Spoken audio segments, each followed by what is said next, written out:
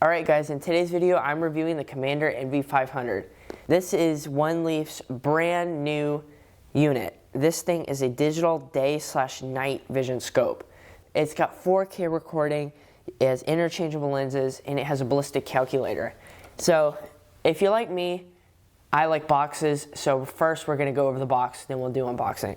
So you have video recording, 4K 120 FPS, interchangeable lenses, so you have 2x lens, 4x, and 5x lenses, and then intelligent trajectory. What this is the ballistic calculator, and it's really cool, and I'll show you that in the video. Alright, now we go to this side.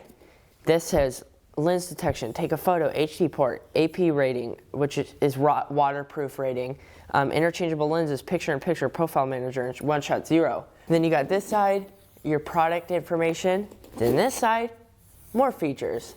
And this, you got reticles right here. So you have different colors, you got different crosshairs and all that, and they have this little tiny dot one too. And this one's probably my favorite crosshair. All right, so let's do the unboxing.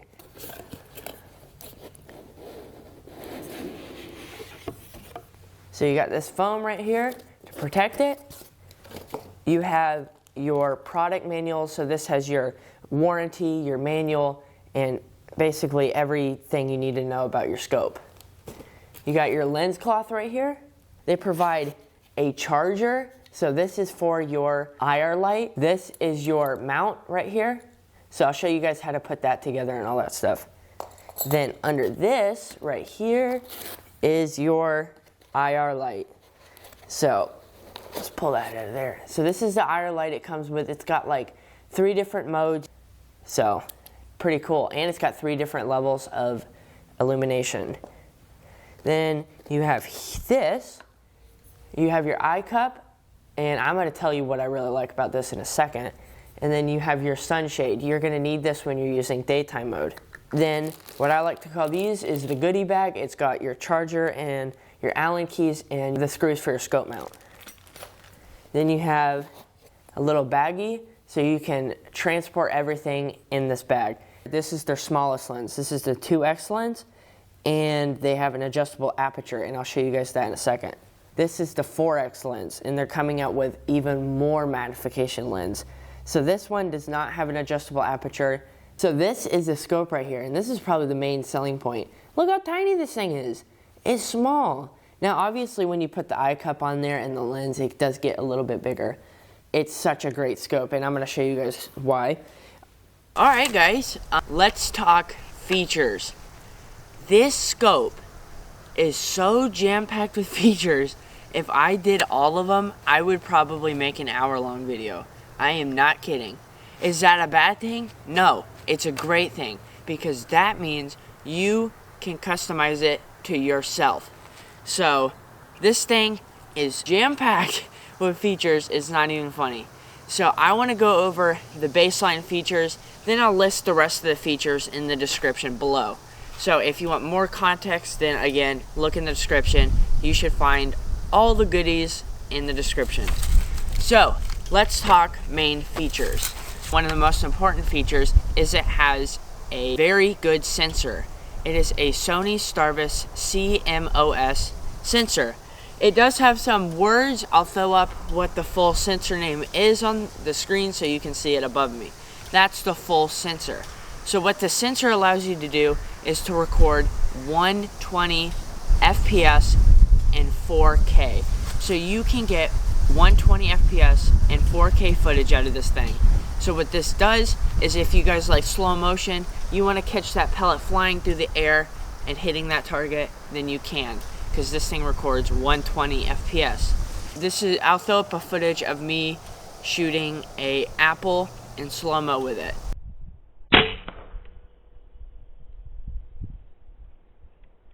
The second feature is the interchangeable lenses. The interchangeable lenses is a great feature. NV500, you know that thing, big old scope, but you only get 1 magnification. But with this, later down the road, if you want more magnification or less magnification, you can get it. And that's something that normal scopes can't do. When you get a scope, it is 1 magnification and that's it. You either get 4 to 16, 6 to 24, but that's your baseline and you can't go any more than that. With this, simple to replace. Let's say one day you're out doing long range shooting. You got this big old lens, but then you want to do short range shooting.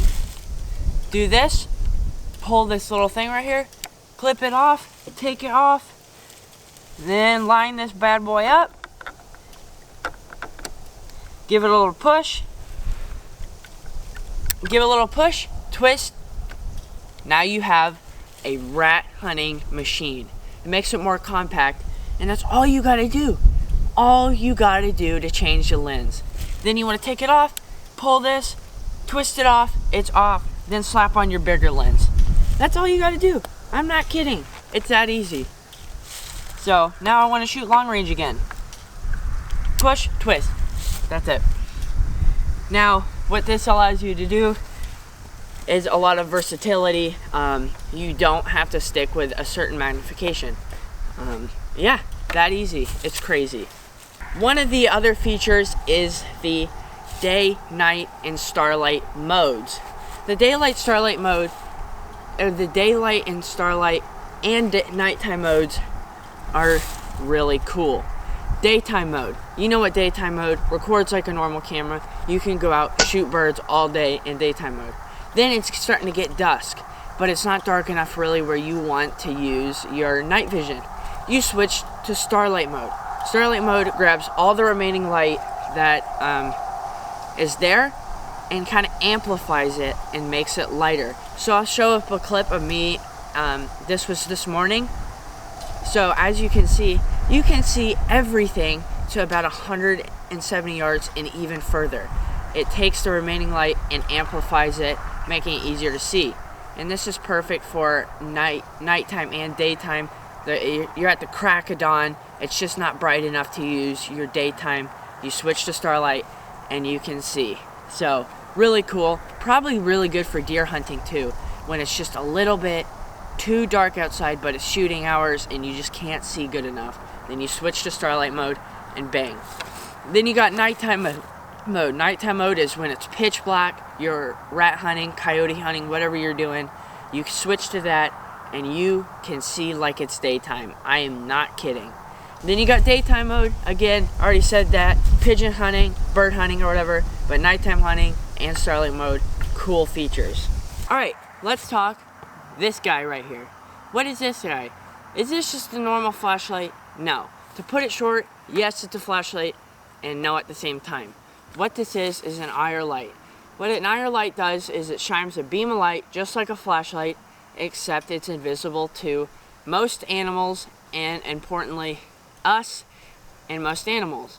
So what this does is it shines a bright light just like any other flashlight, except it's invisible and only this camera and night vision cameras can see it. So what this does is it helps the night vision camera see at night. Some of the features about this specific IR light, it has a reach of 437 yards. So basically what this means is it's most effective at 437 yards. And that is true, but honestly, I was getting away with it shining at 700 yards. Now there was some street lights and stuff, but I was still getting away with seeing a coyote eye out there. It's not going to be great for shooting 700 yards at a coyote because it's just not, you can't tell what you're kind of looking at. You can only see its eye. But yeah, you can still spot stuff even further than the recommended 437 yards. Obviously, it's not going to be effective for taking precision kills, but you can actually see if there's something out there. Let me show you guys how this works. Let me show you guys basically all the features of this one leaf NV500 IR light. Basically how this IR light works is to turn it on, full press this button, and this will illuminate. You can't really see it in the daytime, at night. Then to change the modes for illumination, you basically tap it, like just like that. You don't do a full click, but it cycles through the different modes, and that's how you change your illumination. To turn it off, full press, just like that. That's to turn it off.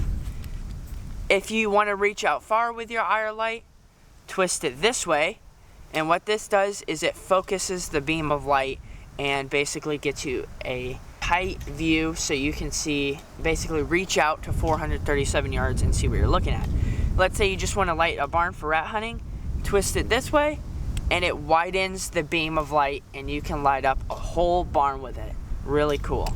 Then, another thing that you can do is if you loosen this screw, it gives you a little bit of wiggle room and you can basically position your IR light, keep it in that position, tighten the screw down, and it holds that position so you can line it up with your night vision scope.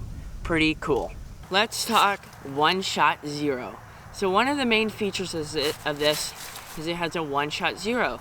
When you normally zero a scope, with a normal scope, it takes multiple shots to zero your scope. If you don't know, you gotta dial it, left, right, all that, find your windage and all that, and sometimes it's very tedious and you waste a lot of shots.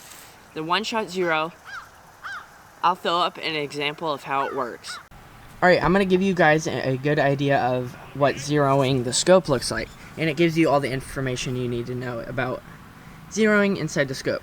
So, let's say where the red reticle is right now is our point of aim. Let's say I'll put an arrow, let's say our bullet hit at that twig.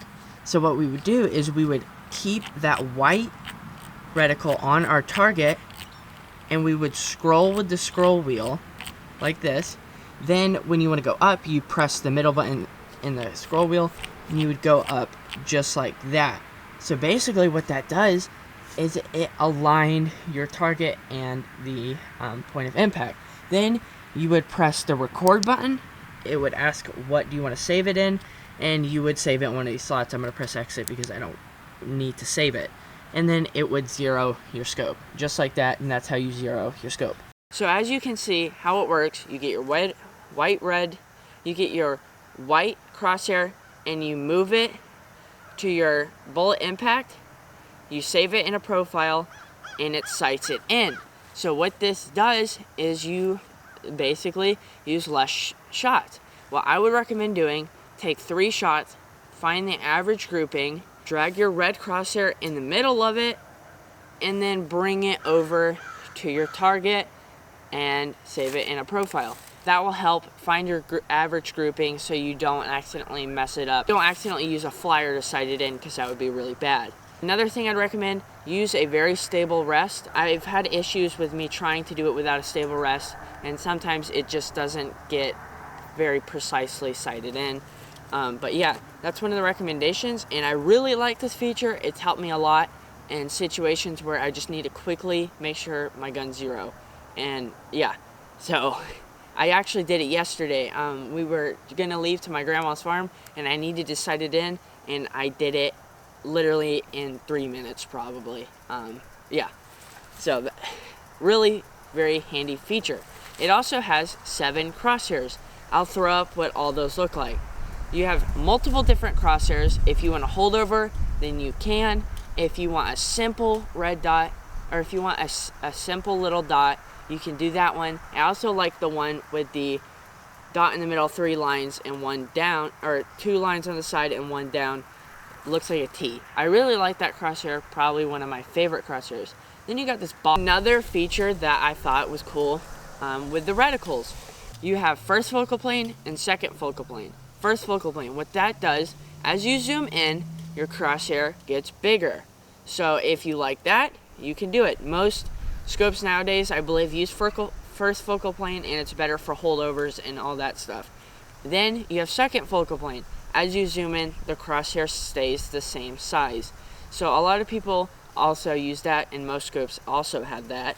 But yeah, basically when you get a scope, normal scope, you get 1 focal plane, either second or first. But what this does is you can choose your focal planes. So one day you want to shoot second focal plane, you can. One day you want to shoot first focal plane, it's that easy. You just go in your settings and switch it. That's it.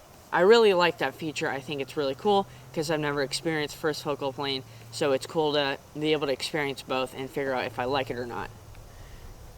Then another feature, it's waterproof. It has an IPX7 rating. What that does is basically you, I believe, can hold it underwater for 30 whole minutes. If you want to try that, you can. I'm not into it. I'm not going to test it, but you guys can if you want to. I'm just going to keep it bone dry. But basically, it helps me, it reassures me that I can take it out in the rain and it's not going to mess anything up. So that's one thing I really like, and I think that was an awesome feature that they added, because a lot of times you want to go out in the rain and you don't want to ruin your stuff. Well, you don't have to worry about this because it won't get ruined. It also has a picture-in-picture mode. The picture-in-picture mode shows you basically your normal zoom, and then I think it shows your max zoom kind of thing. I'll show you guys a clip of what that looks like. I'm not sure what people use that for, but that's another feature that it has.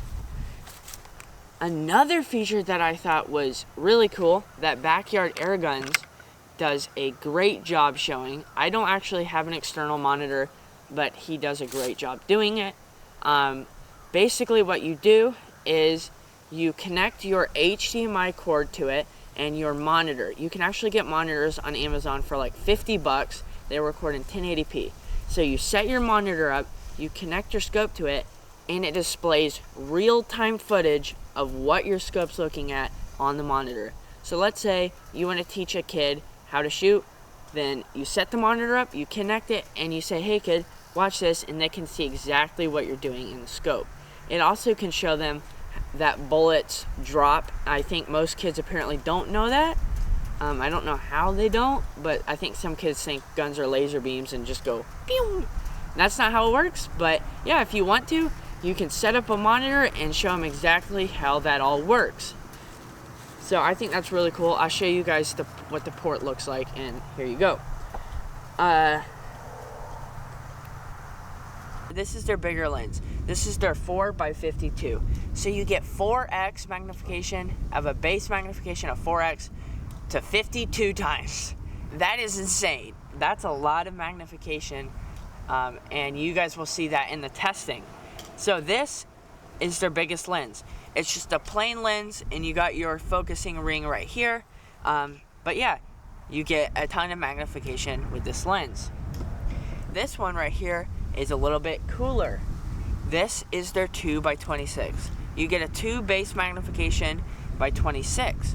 What these little guys right here are, if you can see those little dots right there, what this is this has an adjustable aperture. If you don't know what an adjustable aperture does, is basically inside the lens you can change basically how much light you want to come in. So basically what this does is this actually can improve your sight picture. So if you want more light to come in, it's dark out, just open the lens, you can have a better sight picture. If it's too light outside, close it, and basically that shortens the lens and makes it so it's less bright and it's a little dimmer. So basically how you do it is you twist this little ring right here, and yeah, that's all you got to do is you just twist it, and that's the adjustable aperture. I think that's a really cool thing that they added something a little bit extra for those who just want to go with a smaller lens. Really cool feature. Okay, so let's talk about this little guy. This little guy, about the same size as my thumb, is a rangefinder. It's a 1500 yard rangefinder. So this can reach out and touch 1500 yards. And what it does is it sends out an invisible laser.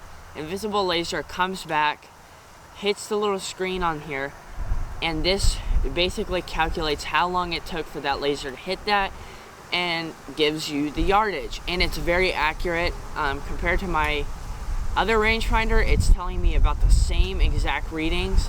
And what's cool is inside of here, it'll actually tell you where to point it. So it basically has a little green square and tells you where the rangefinder is pointing.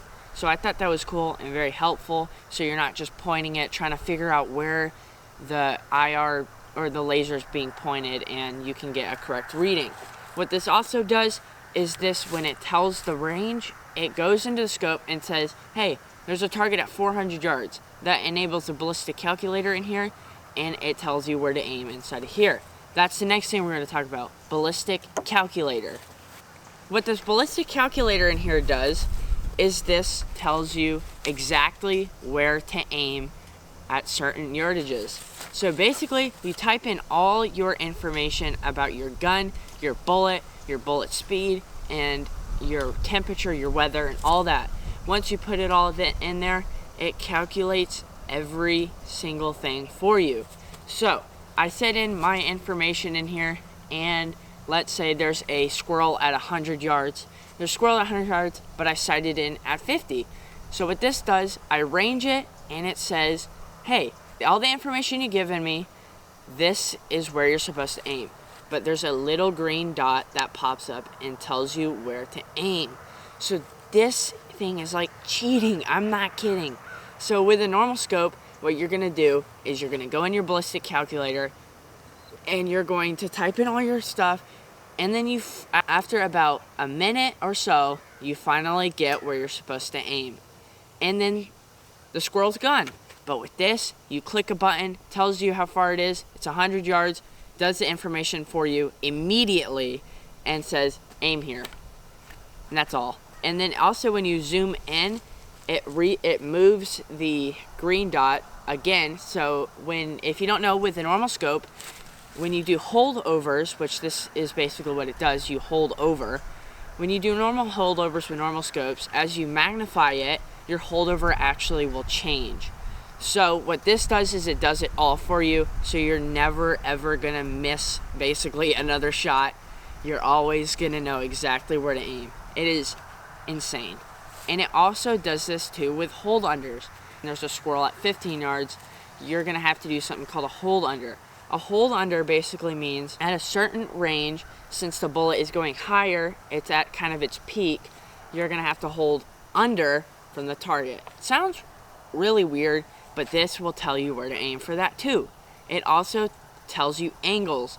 If you don't know, when you're shooting upward, you have an angle. When you're shooting straight up or at 45-degree angle, that actually has a different ballistic performance on the bullet, or ballistic stuff on it.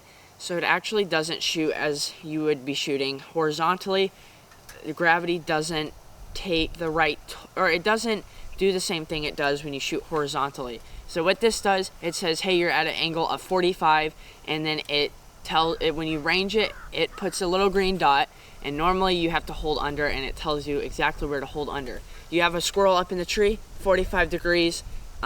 If you aim normally, you would actually miss over the squirrel, but when you range it with this, it tells you exactly where to aim. I thought that was really cool. It also has a compass in here. A compass is very important too. So let's say you're out hog hunting with your buddies, you got your buddies next to you. If you remember what direction they're standing on the compass, you're not gonna accidentally turn around and shoot them on accident. Or if you have a house, you remember, hey, the house is east, I'm not gonna point my gun east because I know that there's a house there. So that's a really cool feature.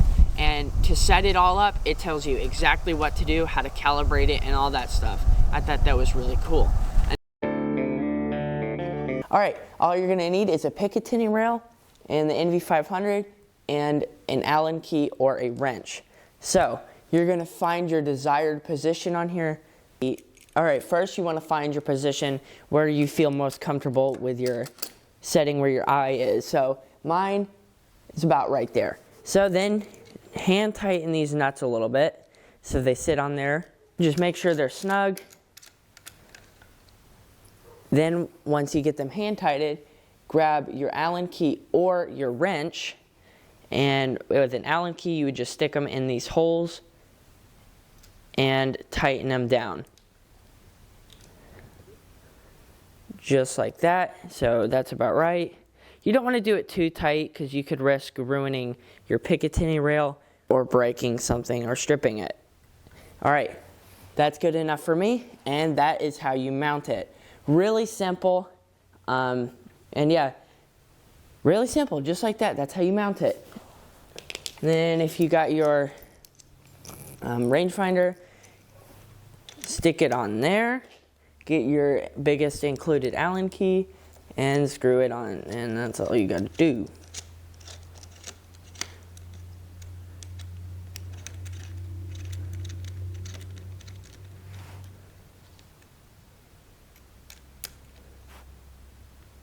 just like that. That's all. All right, I'm gonna show you guys how to mount your IR light both ways. So if you don't have the rangefinder and if you do have the rangefinder. If you have the rangefinder, there's a Picatinny rail right here. All you're gonna do is you're going to line this lug nut thing up with the Picatinny rail holes. So it should just slide in there just like that. Then you're gonna get your biggest included Allen key and you're just going to screw it on. Just like that. Just make sure it's snug. Just like that, you have your Allen, then you have your IR light attached. If you want to adjust it, right here is another Allen key, and what you do is you unscrew this and just make it loose, and you can actually move your IR light a certain way. Hold that position and tighten it back down, and just like that. It's that simple. Now let me show you guys how to mount it without the rangefinder. Without the rangefinder, there's actually a mount right there. So you just do the same thing. Make sure those are lined up. Stick it on there and tighten it down just like that. It's that easy, really simple. So that is how you attach the IR light with and without the rangefinder. Alright, I got a squirrel at 100 yards and we're going to test the ballistic calculator.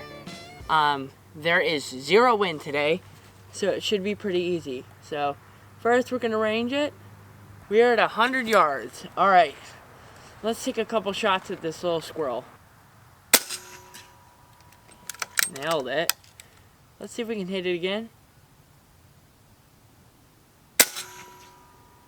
Nicked it. Just, gosh, it hit so well.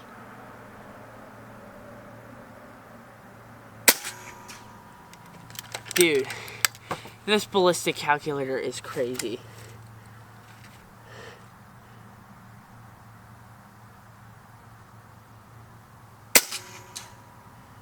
Oh my goodness. Every time.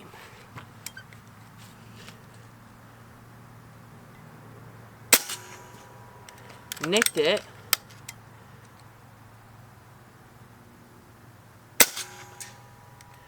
Uh-oh, we're starting to knock him over. Sling one more shot at him. Then he should knock over. No, he hadn't gone yet. He's not giving up that easy.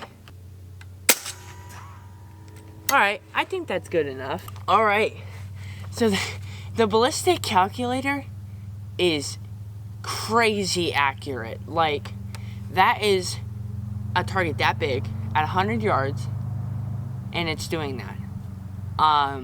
That is really good. I mean, exceptionally good. Like, that's some good stuff right there. It's really easy to use. If you guys are ever having trouble with your ballistic calculator, type in every single option in it. Every option counts, so you can get that perfect, those perfect shots. Everything counts. It gives you everything you need to know, tells you everything you need to do to set it up. Do it. Get the proper sight height. I didn't know my scope was sitting 4 inches above my barrel, and I set it at 2 inches and I kept missing, and I was getting mad at it, and I was like, why isn't it hitting? This is really bad and stuff. All it was, I measured it and I got the correct sight height, 4 inches, and now it's hitting dead on. Sight height is how high the scope sits from the barrel, and you normally kind of want to get in the center of the scope and measure it that way.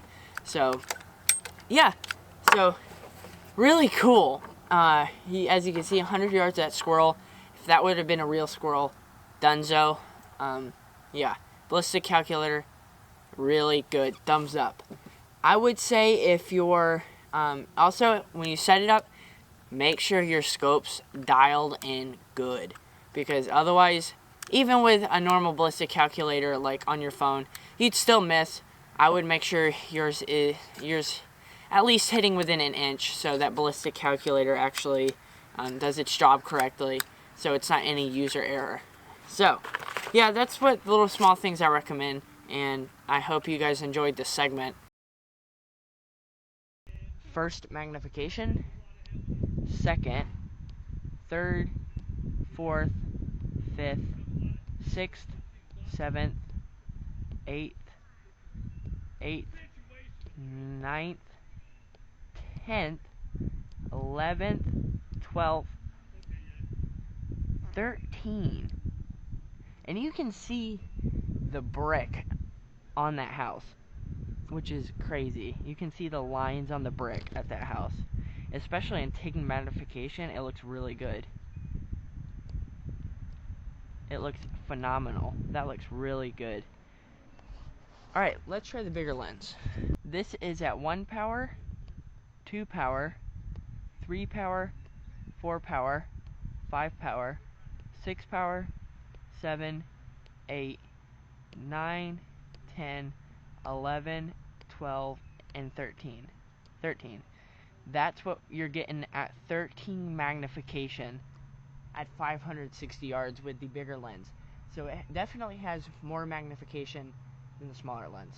So that's what you're looking at. That is insane. You can see the brick details and all that. That's crazy. Wow. That's insane. Like, I could probably read a Coke can off of that. That's crazy. Let's talk lenses. What lens should you get? Now, it all is based off of what your preferences are. If you're going 50 yards and in, I would say this. This is a perfect rat hunting lens. You can change the aperture and all that, so if it's too light in a barn or something, then you can turn it down, and you won't explode your video with it being too bright.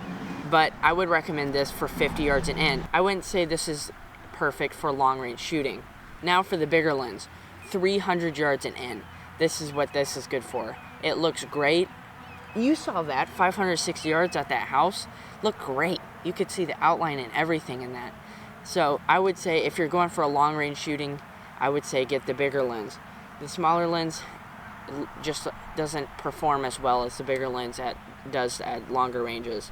So that's what I would recommend for lens wise. I got some fruits over here at 30 yards that need some tenderizing. So let's tenderize them.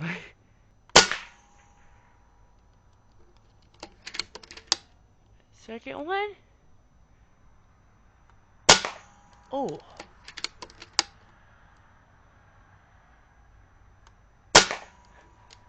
My goodness. Let's hit this apple.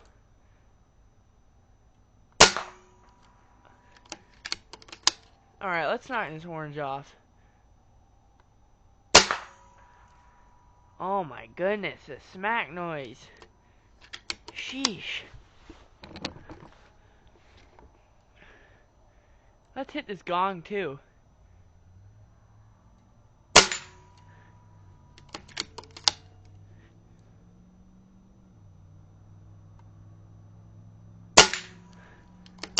Oops. Easy peasy lemon squeezy. Man, the force that this air gun has is insane. Oops, almost forgot one. Oh, there he goes. Sorry, little bro. Let's hit him one more time.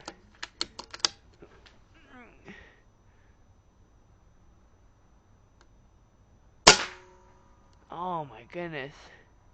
He's getting torn up. Let's hit him one more time.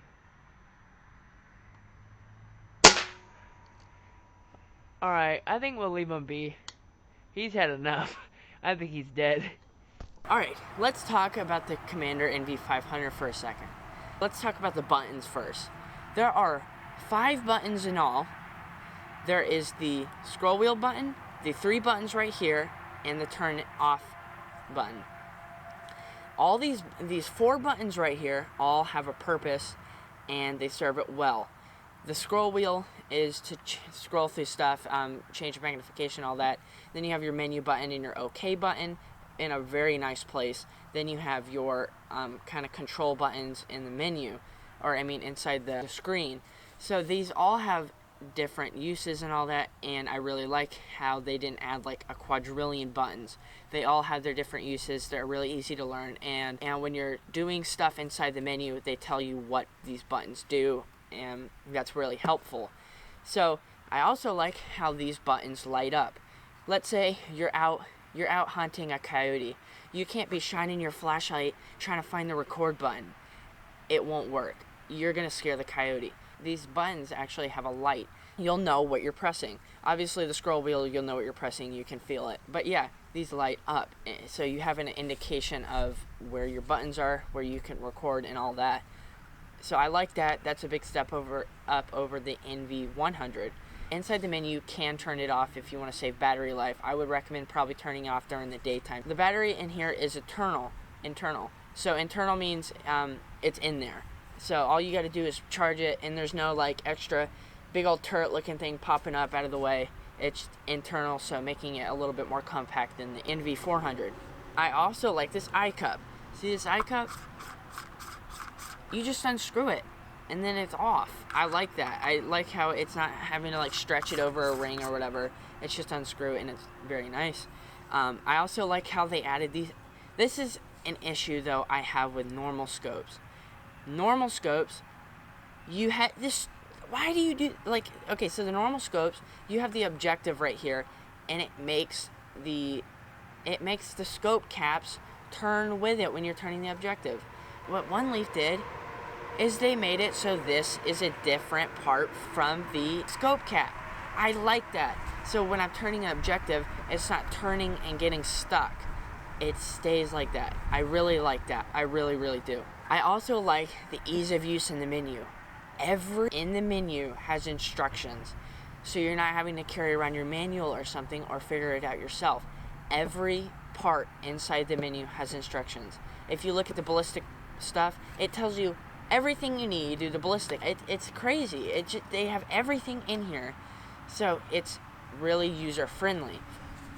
I like this ballistic calculator too. Ballistic calculator, it's like cheating. Everything you need is inside the scope. There's no taking your phone out, having to open the app and all that. It's there. You press a button and it tells you where to aim. I like that. I like how simple it is.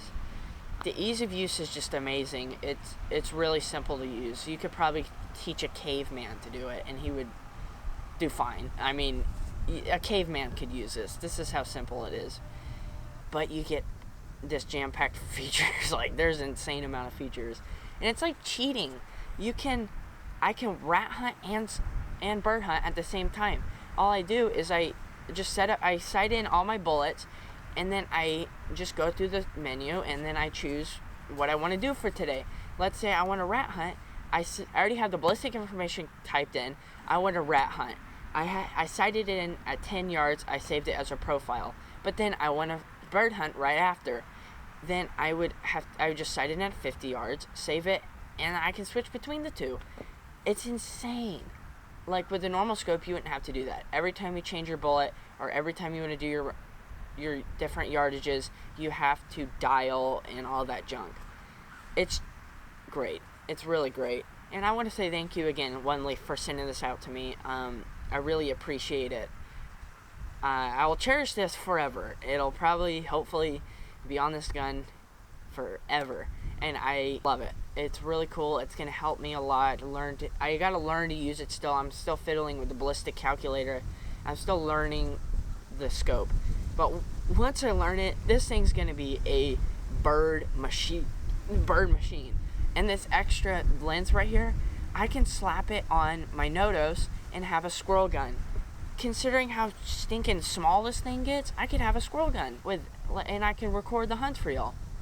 So I just want to say thank you again, One Leaf. And I want to say, what lens do you get? This short range, this long range for bigger lens, long range, this 50 yards and in. So I just want to say thank you again, One Leaf. I really appreciate it big time. So see you guys in the next one, and I hope you liked this video.